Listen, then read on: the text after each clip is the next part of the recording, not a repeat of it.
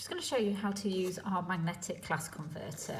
This is a standard necklace clasp, there's a trigger clasp on there, and you use the existing clasp of your necklace to attach to the converter. So I'm going to attach trigger clasp of the necklace into the loop of the converter, and then the trigger clasp on the converter gets attached into the loop of your necklace, and that converts the necklace into a magnetic clasp.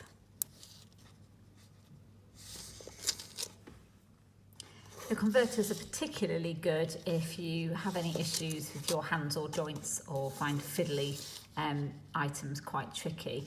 People with arthritis have found these a great help. It's just another way of being able to wear your jewellery if you have got any issues.